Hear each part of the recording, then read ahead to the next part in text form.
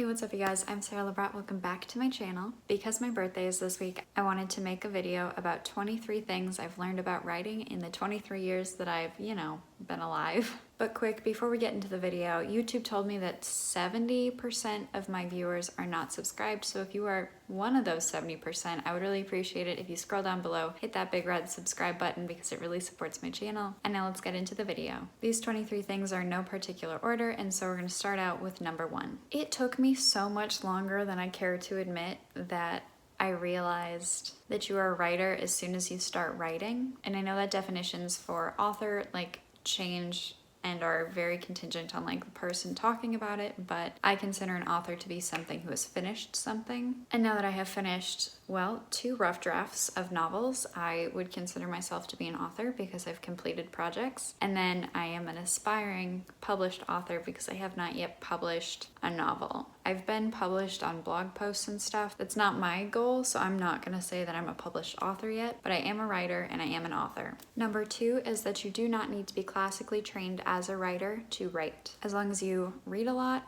and write a lot, and it helps if you're open-minded, you will learn all you need to know about writing and storytelling. I was a creative writing major. Pretty much the only thing that I think that really helped me with was the workshop aspect of those classes, but you can learn any of that information from anywhere. For example, masterclass. I have a masterclass subscription where I learn about writing from well-established authors. The third thing is that you should carry a notebook or at least the notes app on your phone everywhere with you. It is amazing how many story ideas you can come up with in a day. And more than that, it's amazing how many dialogue snippets you'll overhear when you're out and about when we're not in self-quarantine and in lockdown. But you can get story ideas, scene ideas, dialogue ideas, character flaw ideas. You never know what you're gonna come across when you're out in the world. And so you should write everything down that catches your eye, or you overhear and you're like, oh, so-and-so, one of my characters would say that. And it's you should write that down. Even if these things don't get further than your notebook or your notes app, you are still learning and gathering information that will overall enhance your writing, even if those things never make it into your books. Overall, noticing the outside world will enhance your writing.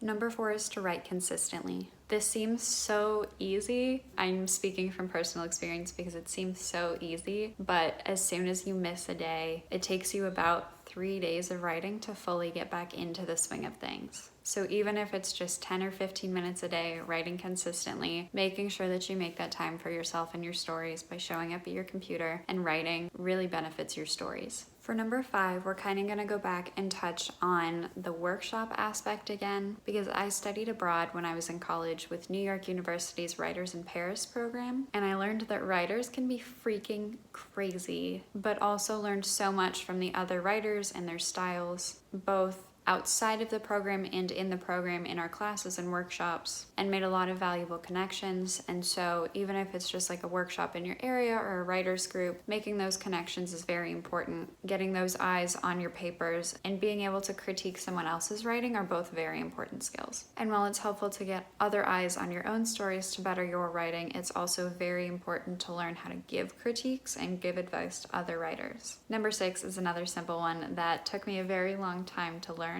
and that is that everyone has their own writing processes. For the longest time, I felt so bad that I did not plot, and when I tried to plot, it wouldn't work for me, and that my stories would just veer off in another direction. And so it took me a very, very long time to learn that everybody has their own writing processes. As far as things go for me, I'm very much a pantser. I very much just fly by the seat of my pants. When I try to plan at all, they say no and then go in a different direction because my characters really do have a mind of their own. And I'm so grateful that I finally embraced my process instead of trying to force myself into a mold of someone else's process. As a part of my process, I learned that one of my favorite things about writing is the world building. And while plotting doesn't work for me, I need to world build. And something that I've learned in the first drafts is that the world building to me is more important than the plot, which sounds backwards, but the plot I can fix. If I have wonky world building and things don't feel real, then I will abandon a story before I get to the point where I can fix it, if that makes sense. But whereas the plot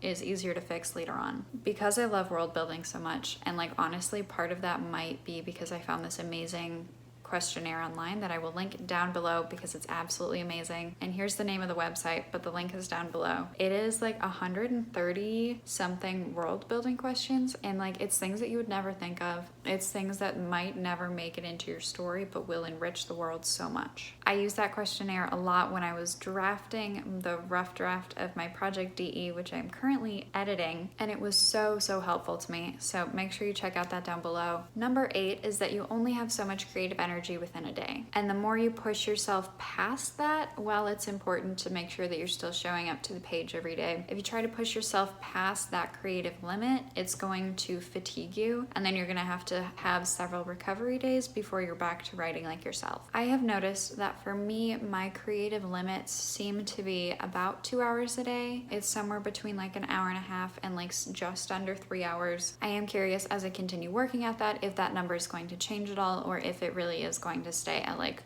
2 to 3 hours, and that's like my creative limits. I think I can get it up higher, but I think it's also easier to do more creative work within a day when I am like jumping around projects, not jumping around like crazy, but like working on DE edits for a while and then working on my side project CBH, which is in the brainstorming/drafting phase. And so please don't beat yourself up over it if you're not being as creative as you wish that you could in a day, because you might physically not be there yet. Number 9 is that you cannot edit a blank page. I believe it was Jodi Picoult that said that. And sort of within that advice, I've learned that any draft, no matter how rough, is essential to making your project better. One of my favorite quotes, can't remember the exact quote, can't remember where I heard it or who said it, but you can't build a sandcastle without first putting the sand in the box. You can polish and improve anything that you write, but if you have nothing written, then you can't improve it. And the rough draft is as bad as the book is ever going to be. You have to be okay with the first draft sucking a little bit in order for your final draft to be beautiful. Basically, you just have to start somewhere so that you can improve. Number 10, I don't want to write for a day job. I really don't. I used to think that I wanted to either be a full-time author or I wanted to write as a part of like a paying full-time position, but I've come to realize that I don't think I would do well in that position because I don't want to use my creative stores within a day towards a project that is not my own. And if my position ever gets to the point where I can write novels full-time, I would really enjoy that, but I am very aware that that does not happen for very many people. Number 11, sort of going back to what I was talking about with everybody has their own writing processes, I learned that I cannot write to music. I can listen to music to put me in the zone right before I write, to like get me into a character's headspace, but I cannot listen to music while I'm writing. The only thing that I can listen to if my apartment or my house feels too quiet is I can pull up the audiomixer.com Hogwarts library. That's a great one to write to because it's very like background noise, like you're in a library. And it's not like music, there's no lyrics. I still do not understand how people write to music with lyrics. Like, that's wild to me. Number 12, not everything you write is gonna get published, nor should it. I have written a lot of things that will never be read by another human being, and I think that's fantastic. It's just been building up my practice for the things that will. Number 13. While I believe that you only have so much creativity within a day, sometimes you feel zero motivation, zero inspiration, and you still have to show up and write. Creativity is a muscle, which is something that I've learned, and just like any other muscle in your body, you have to be able to work out your creativity to make it stronger. This can be done just by sitting down at your desk or computer for a couple minutes a day and just writing a few sentences, because even a few sentences is progress. You can also try using writing prompts. Two of my favorite places to go for writing prompts are Pinterest and thewriteprompts.com, where you can find great writing prompts for any genre. 14. You have to believe in what you're writing. If you don't, no one else will. 15. Writer's block is a figment of the imagination. If you find yourself to be stuck, the story probably took a wrong turn, and you can fix this by trying to read the previous chapter or chapters, and this might result in deleting a scene or a section, or even a full chapter or more, but it will be totally worth it if it keeps the story moving. And if that doesn't work, maybe it's being told from the wrong perspective or tense. For example, if you're writing in first person present, you might want to try writing in third person past, or if you want to get really weird with things, you might want to try writing second in future. Number 16 is to read. Read inside your comfort zone, read outside your comfort zone, and try different genres and forms. A lot of authors have said in order to write a lot, you must read a lot. Number 17, getting eyes on your writing is very important. Whether it's a friend, a workshop, or a writing group, it's important to learn from other people's writing as well as their critiques on your own. Number 18, I have learned that my own writing goals need to be flexible. Kind of because I am a pantser and so I'm not totally sure where things fall. For example, with my project DE that I'm currently editing, my original goal was to have that published by the time I turned 22. And now I'm turning 23 this week and I have nothing published or in the publishing process. And then last year in 2019, my goal at the beginning of the year was for me to have finished the book by December, aka when I also graduated, so I had a lot on my plate. And then when I was establishing my goals for 2020, I thought that I was going to just be writing straight through until July. I was going to try and hit 350,000 words, which is kind of what I thought the series might be in total. And then I would try to figure out where the first book fell, the second book fell, and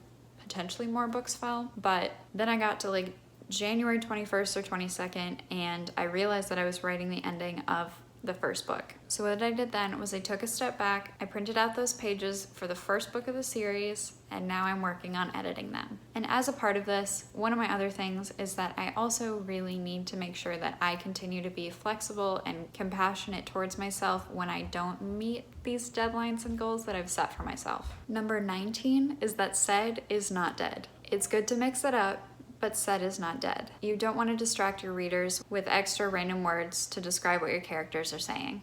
If they said something, they said it. Said is not dead. Number 20, good pacing is the best thing that you can do for your book. Pacing is what drives the story forward. I learned this from Victoria Scott when I worked at Scribbler, and through listening to her talk about her books and like how she chooses to pace them, she recommends a 100,000-ish novel should have about 3 twists which lead up to a 4th, aka the climax of the book. Number 21. Something that I am learning very painfully right now as I'm editing my project DE is that I really need to listen to Stephen King and kill my darlings. I'm learning that I have to streamline my book because I do like world building, but I need to make sure that it's done effectively and not excessively. If it has nothing to do with the plot, it needs to get cut. Something else that I learned from Victoria Scott is that each chapter should have a reason that it could be a future reader's favorite chapter. If there's no way a reader's gonna love it, it needs to be cut. Number 22, time is a blessing. Whether it's 10 minutes before an appointment or this like absolute complete shutdown and self-quarantining, having undisturbed writing time is essential to finally finishing your book. This time of uncertainty with the virus gives us the perfect opportunity to put our heads down and get to work. And number 23, probably my favorite, is that you just need to take it one day at a time. Progress is progress, and as long as you're moving forward, you're going in the right direction. Thank you guys so much for watching this. I'd love to connect with you guys down below about things that you've learned about writing or about how you are choosing to write and what your writing processes are, because I'm always so curious. And if you have not already, please make sure you hit the subscribe button, hit the like button, and leave a comment down below. I post new videos twice a week, and I will see you guys next time with another video. Bye!